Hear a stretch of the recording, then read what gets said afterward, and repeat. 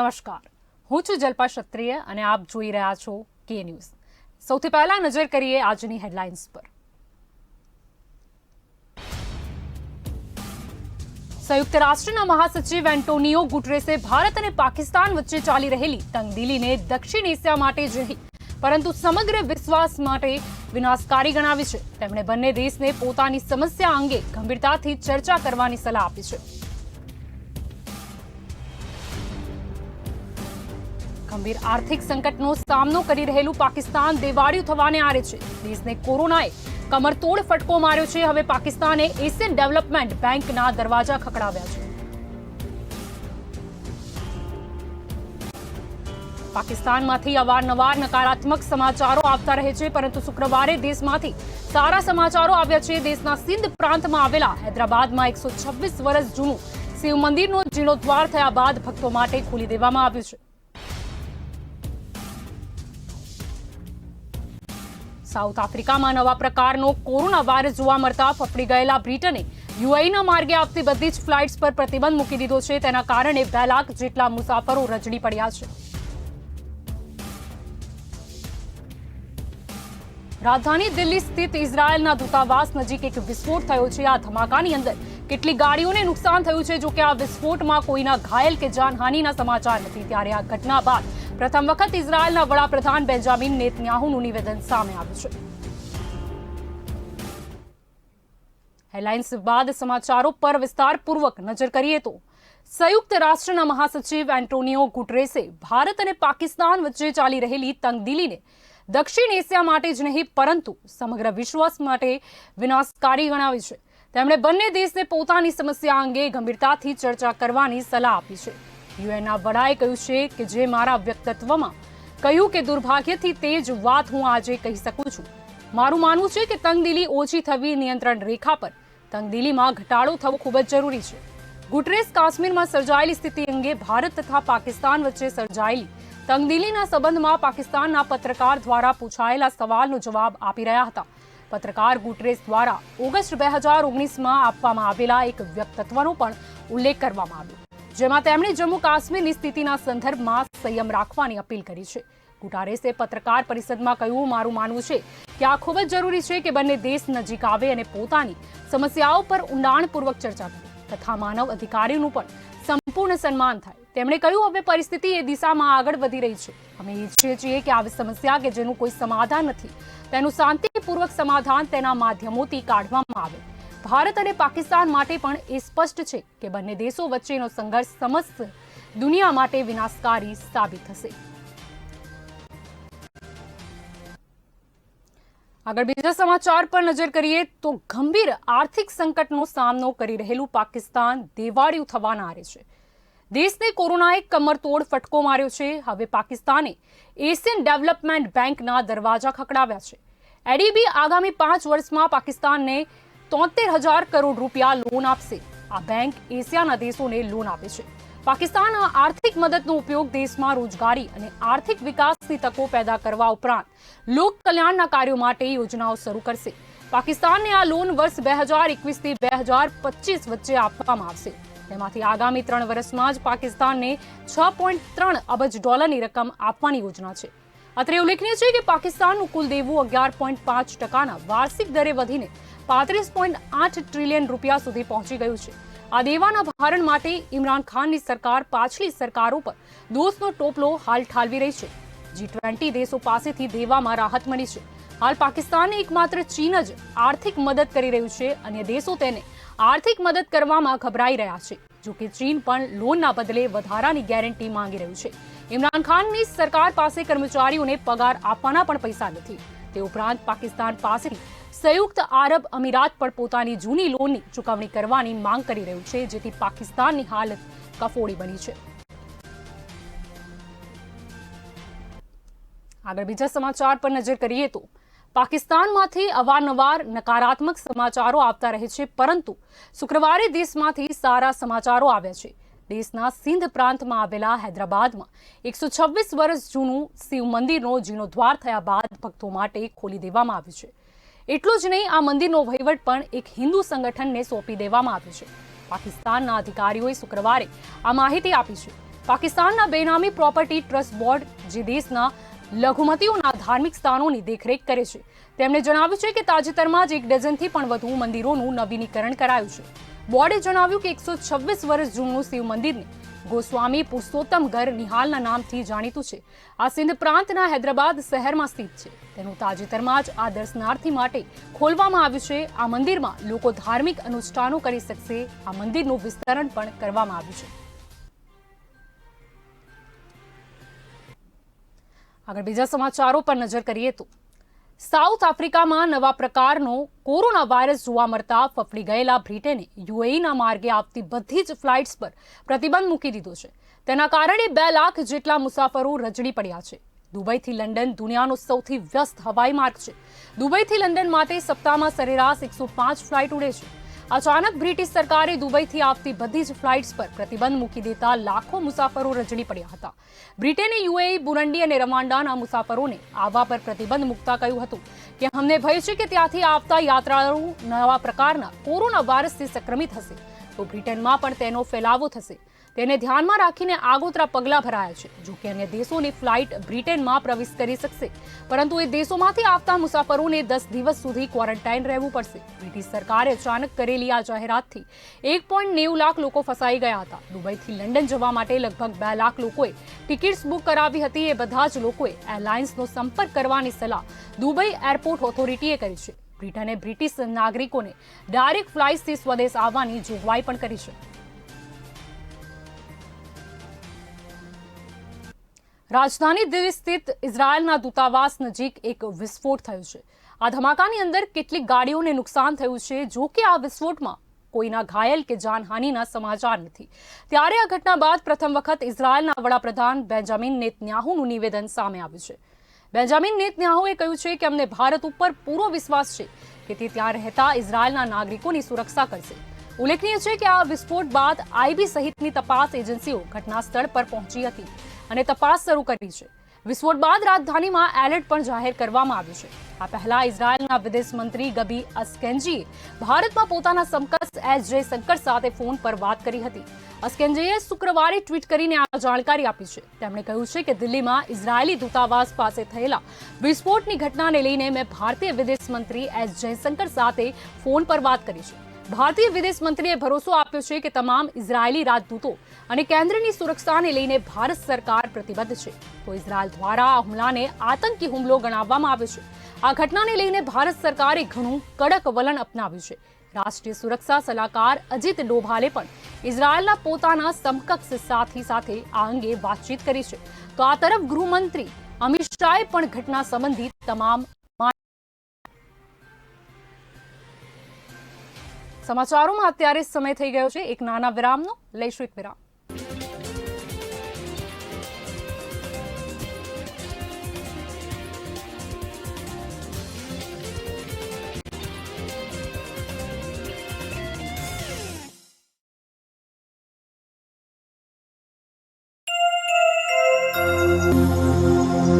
Australian Premium Soap. As most of us don't realize, electricity is privilege. At APS, we strive to live up to our motto and always work hard towards becoming a bright alternative. We have trained manpower to assist for all kind of requirement of the customers and to attend any queries by the customer. We have strong after-sales service for the customer satisfaction. Our team work in a sync with a great teamwork. APS.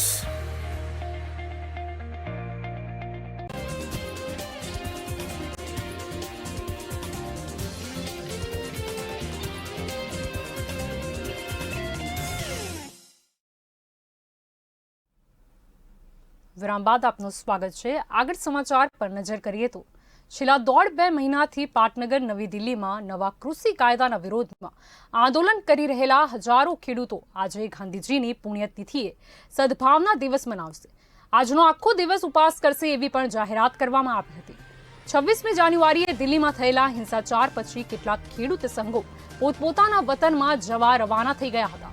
અને Sindhu border, Ghazipur border વગેરે ખાલી થવા માંડ્યા હતા. પરંતુ 27મીએ રાત્રે ખેડૂત નેતા રાકેશ ટિકૈતે ઇલેક્ટ્રોનિક મીડિયા સમક્ષ આંસુ સાર્યા. ત્યારબાદ ફરી ખેડૂતો દિલ્હી ભણી આવવા રવાના થઈ ગયા છે.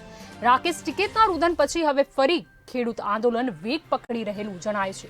27મીએ પાછા ફરેલા ખેડૂત સંઘો પણ દિલ્હી આવવા ઉપડ્યા હતા. બીજી બાજુ મહારાષ્ટ્રના રાલેગંજ સીધે વિસ્તારમાં સામાજિક કાર્યકર અન્ના હજારે ખેડૂતોના ટેકામાં આજથી આમરણ ઉપવાસની જાહેરાત કરી હતી. આ દરમિયાન શુક્રવારે ઉત્તર પ્રદેશના મુઝફ્ફરનગર જિલ્લાના ખેડૂતોની મહાપંચાયત પણ મળી હતી. એવો નિર્ણય કરાયો છે કે વેસ્ટર્ન ઉત્તર પ્રદેશ અને મુઝફ્ફરનગરની ખેડૂતોનો કાફલો કરી દિલ્હી જવા રવાના થશે. નવા કૃષિ કાયદા વિરુદ્ધ ચાલી રહેલા આંદોલનને વેગવાન બનાવાશે. આમ રાકેશ ટિકૈતના આંસુઓએ એક પ્રકારનો ચમત્કાર સર્જાયો હતો. નબળું પડી રહેલું ખેડૂત આંદોલન ફરી વેગવાન બની રહ્યું છે. શુક્રવારની મહાપંચાયતમાં રાષ્ટ્રીય લોકદળના ઉપાધ્યક્ષ જયંત ચૌધરી અને આમ આદમી પાર્ટીના રાજ્યસભાના સાંસદ સંજય સિંઘે પણ ખેડૂતોને સંબોધ્યા હતા. પરિસ્થિતિ પર કાબુ રાખવા હરિયાણા સરકારે 30 જાન્યુઆરીએ સાંજે 5 વાગ્યા સુધી હરિયાણાના કેટલાક જિલ્લામાં ઇન્ટરનેટ ઠપ કરી દીધું હતું. આવા જિલ્લામાં અંબાલા, યમુનાનગર, કુરુક્ષેત્ર, કરનાલ, કેથલ, પાણીપત, હિસાર, જીંદ, રોહતક, ભિવાની, ચરખી દાદરી, ફતેહાબાદ, રેવાલી અને સિરસા જિલ્લામાં વોઇસ કોલ સિવાયની ઇન્ટરનેટ સેવાઓ બંધ હતી. આ દરમિયાન નવી દિલ્હીમાં ખેડૂત નેતા દર્શનપાલ સિંઘે દિલ્હીમાં અને ખાસ તો સિંધુ બોર્ડર પર ઇન્ટરનેટ સેવા ફરી ચાલુ કરવાની માંગણી કરી હતી. તેમણે એવો દાવો કર્યો છે કે અમારે ઇન્ટરનેટ દ્વારા ખેડૂતોના આંદોલન અંગે લાખો લોકો સુધી વાસ્તવિક પરિસ્થિતિની માહિતી પહોંચાડવી હતી. રાજસ્થાન સરકારે પેટ્રોલ અને ડીઝલ પરના વેટમાં 2% ઘટાડો કરીને સામાન્ય જનતાને ઇંધણના ભાવમાં કંઈક અંશે રાહત આપી છે.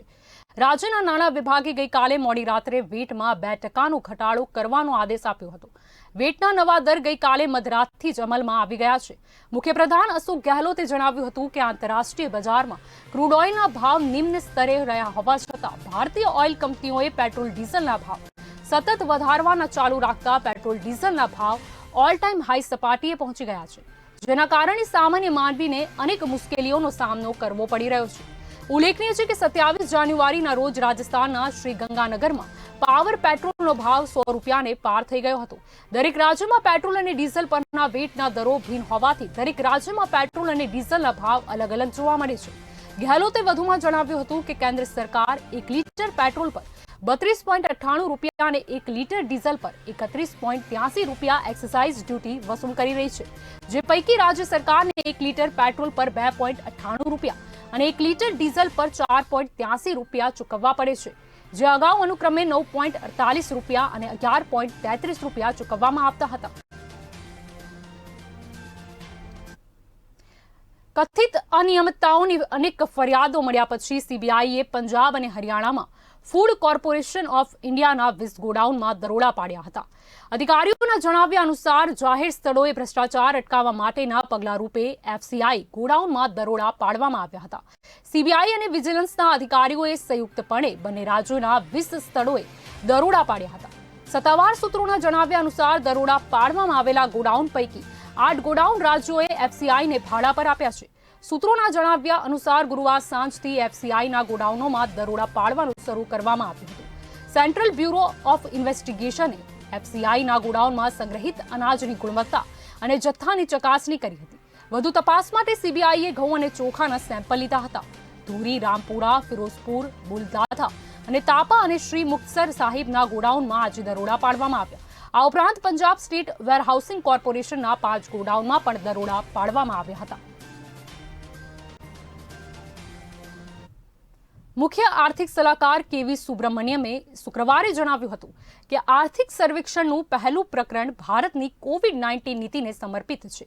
કોરોના સામે લડવા ભારતે અપનાવેલી લોકડાઉનની નીતિના કારણે 1 લાખથી વધુ લોકોના જીવ બચાવી શકાયા છે. આર્થિક વૃદ્ધિને ફરીથી પાટા પર લાવી શકાય છે, પરંતુ લોકોના જીવનને નહીં. આથી લોકોને બચાવવાની બાબત પર ભારતની નીતિ આધારિત હતી. લોકડાઉનથી લોકોના જીવન બચી શક્યા અને અર્થતંત્રના ઝડપી સુધારામાં પણ મદદ મળી. સ્વાસ્થ્ય ક્ષેત્રમાં પ્રધાનમંત્રી જન આરોગ્ય યોજનાથી લોકોને ઘણી રાહત મળી. નાણાકીય વર્ષ 2019થી 21 શ્રમ સુધારાઓને કારણે ઐતિહાસિક રહ્યું. 29 શ્રમ કાયદાઓ ખતમ કરાયા અથવા તેને તર્કસંગત કરાયા. તેમનો 4 શ્રમ કાયદામાં સરળતાથી સમાવેશ કરાયો છે. ગૃહમંત્રી અમિત શાહે પશ્ચિમ બંગાળનો 2 દિવસીય પ્રવાસ રદ કરી દીધો છે. તેમણે દિલ્હીમાં ખેડૂતોનું આંદોલન અને ઇઝરાયલ દૂતાવાસ પાસે થયેલા બ્લાસ્ટને લીધે સર્જાયેલી સ્થિતિના કારણે આ નિર્ણય લીધો છે. ઉલ્લેખનીય છે કે પશ્ચિમ બંગાળમાં યોજાનારી વિધાનસભાની ચૂંટણીને ધ્યાનમાં રાખીને પાર્ટીની ચૂંટણીની તૈયારીઓ માટે શુક્રવારે રાત સુધી અમિત શાહ કલકત્તા પહોંચવાના હતા. 30 અને 31 જાન્યુઆરીએ તેમના રાજ્યમાં અનેક કાર્યક્રમ હતા, પરંતુ શુક્રવારે સાંજે લગભગ 5 વાગે નવી દિલ્હી સ્થિત ઇઝરાયલના દૂતાવાસની નજીક આઈડી બ્લાસ્ટ થયો હતો, જેમાં ઘણી ગાડીઓના કાચ તૂટી ગયા હતા. આ ઘટના બાદ ગૃહમંત્રી દિલ્હી પોલીસના ટોચના અધિકારીઓ સાથે સતત સંપર્કમાં છે અને સ્થિતિ પર તેમને નજર રાખેલી છે. જ્યારે બીજી તરફ દિલ્હીની સરહદે ખેડૂતોનું આંદોલન પણ ચાલી રહ્યું છે. સિંધુ બોર્ડર પર આજ સ્થાનિક લોકો અને ખેડૂતો વચ્ચે ઘર્ષણ બાદ સ્થિતિ તણાવપૂર્ણ બનેલી છે. સમાચારોમાં અત્યારે સમય થઈ ગયો છે એક નાના વિરામનો. લઈશું એક વિરામ.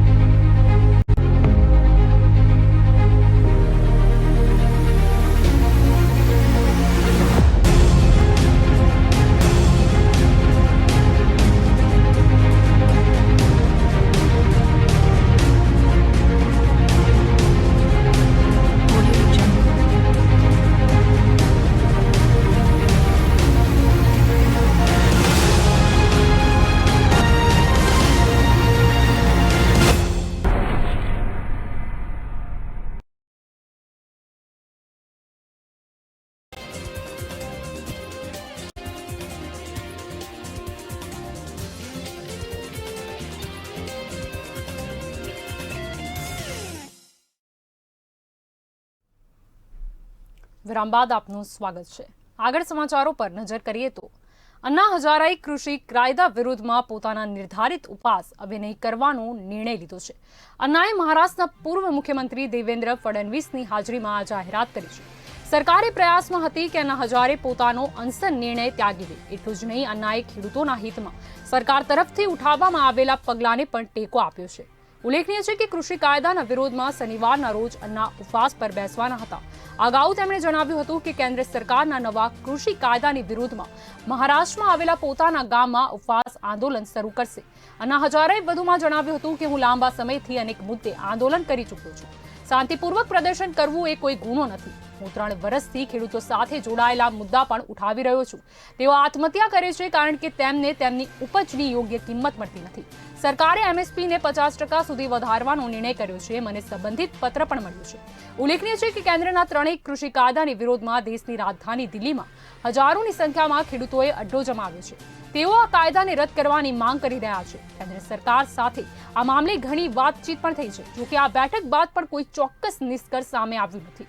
અન્ના હજારેને મનાવવા માટે મહારાષ્ટ્ર વિધાનસભાના પૂર્વ અધ્યક્ષ હરિભાઉ બાગડે, દેવેન્દ્ર ફડણવીસ, ભાજપ નેતા રાધાકૃષ્ણ વિખે પાટીલ, અહેમદનગરના સાંસદ સુજય વિખે પાટીલ સહિત અન્ય નેતાઓએ તેમની સાથે મુલાકાત પણ કરી હતી. તો કેન્દ્રીય મંત્રી કૈલાશ ચૌધરીએ પણ તેમની સાથે મુલાકાત કરી હતી. જ્યારે કેન્દ્ર સરકારને અંતે પોતાના પ્રયાસોમાં સફળતા પણ મળી છે.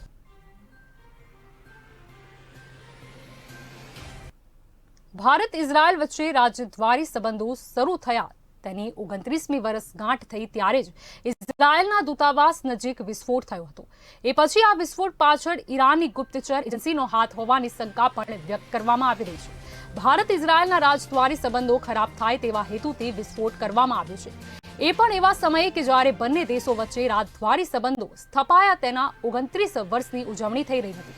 આ વિસ્ફોટ પાછળ ઈરાની ગુપ્તચર એજન્સીનો હાથ હોવાની શક્યતા પણ સેવવામાં આવી રહી છે. અગાઉ પણ 2012માં ભારતમાં ઇઝરાયલના રાજદૂત પર હુમલો થયો હતો, જેમાં રાજદૂતની પત્નીને ગંભીર ઈજા થઈ હતી. એ સમયે થાઈલેન્ડમાં પણ ઇઝરાયલના રાજદૂતને નિશાન બનાવવામાં આવ્યા હતા, જેમાં એક ઈરાની નાગરિકની ધરપકડ થઈ હતી. ઈરાન ઇઝરાયલ વચ્ચે લાંબા સમયથી સંઘર્ષ ચાલી રહ્યો હોવાથી ઈરાન વારંવાર આવી હરકતો કરતું હોવાનો ગંભીર આરોપ લાગતો આવ્યો છે. જો કે ઈરાન દરેક વખતે આવી ઘટના પાછળ હાથ ન હોવાની સ્પષ્ટતા પણ કરતું હોય છે. પુલવામામાં સુરક્ષા દળોએ સર્ચ ઓપરેશન હાથ ધર્યું હતું. એમાં 3 આતંકવાદીઓને ઠાર કરાયા છે. આ આતંકવાદીઓ કયા સંગઠન સાથે જોડાયેલા હતા તે અંગેની તપાસ પણ શરૂ કરી દેવામાં આવી છે. જમ્મુ કાશ્મીરના પુલવામામાં સુરક્ષા દળોએ બાતમીના આધારે સર્ચ ઓપરેશન હાથ ધર્યું હતું. અવંતીપોરા જિલ્લાના મંડુરા વિસ્તારને કોર્ડન કરી દેવામાં આવ્યો હતો. ચારે બાજુથી ઘેરાઈ ગયેલા આતંકવાદીઓએ સુરક્ષા દળો પર ઓપન ફાયર કર્યું હતું. તો જવાબમાં સુરક્ષા દળોએ પણ ફાયરિંગ કર્યું હતું. સર્ચ ઓપરેશન એન્કાઉન્ટરમાં બદલાઈ ગયું હતું. સુરક્ષા દળોએ 3 આતંકવાદીઓને ઠાર કર્યા હતા. તો બીજી તરફ એલઓસીના રાજૌરી સેક્ટરમાં પાકિસ્તાની સૈન્યએ બેફામ તોપમારો કર્યો હતો. સરહદી ગામડાઓને નિશાન બનાવીને પાકિસ્તાની સૈન્યએ સતત ફાયરિંગ કર્યું હતું. તેના કારણે સરહદી ગામડાના લોકો બંકરમાં ભરાઈ રહેવા માટે મજબૂર બન્યા હતા. પાકિસ્તાનના લશ્કરના અવિરત ફાયરિંગને કારણે સરહદી વિસ્તારમાં દહેશત ફેલાઈ હતી. સંરક્ષણ વિભાગના એક સત્તાવાર નિવેદનમાં કહેવામાં આવ્યું છે કે ભારતીય લશ્કરે પણ પાકિસ્તાનના બેફામ તોપમારાનો જડબાતોડ જવાબ આપ્યો હતો. હાલ સમગ્ર દેશમાં કોરોના મહામારી સામે રસીકરણ અભિયાન ચાલી રહ્યું છે. ત્યારે અરવલ્લીના મુખ્ય જિલ્લા આરોગ્ય અધિકારીએ કોરોના વેક્સિન મુકાવી લોકોને રસી મુકાવવા હિંમત આપી છે. ત્યારે નવનિયુક્ત CDHO ડોક્ટર આજી શ્રીમાળીએ વેક્સિન લીધી હતી. વેક્સિન લીધા બાદ કોઈ આડઅસર જોવા ન મળી. અગાઉ સર્જરી કરાવેલી હોવા છતાં કોઈ આડઅસર નહીં કે કોઈ પણ જાતની રસી સેફ હોવાનું તેમણે જણાવીને રસી લેવા માટે લોકોને આહવાન કર્યું હતું.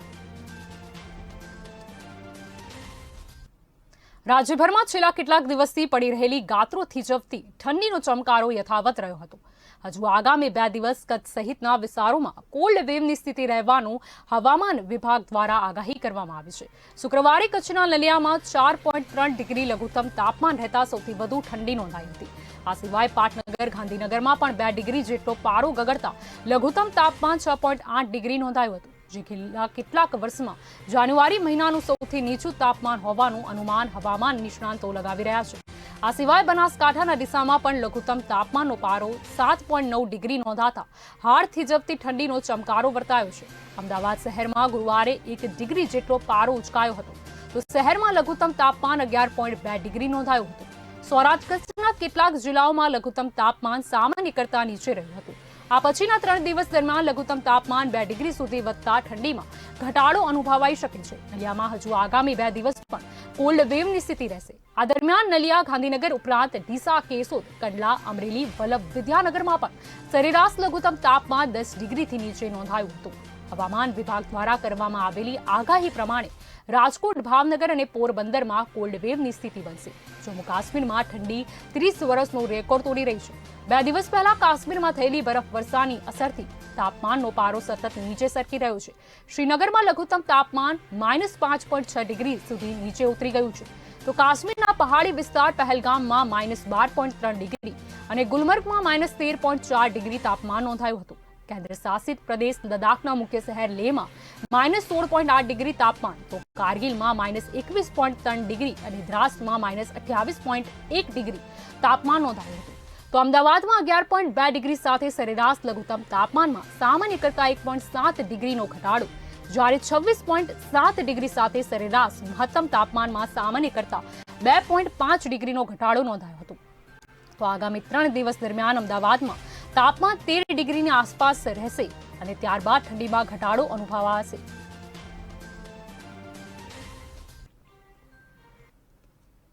તો સમાચારમાં અત્યારે બસ આટલું જ. વધુ સમાચાર માટે આપ જોતા રહો કે ન્યૂઝ. નમસ્કાર.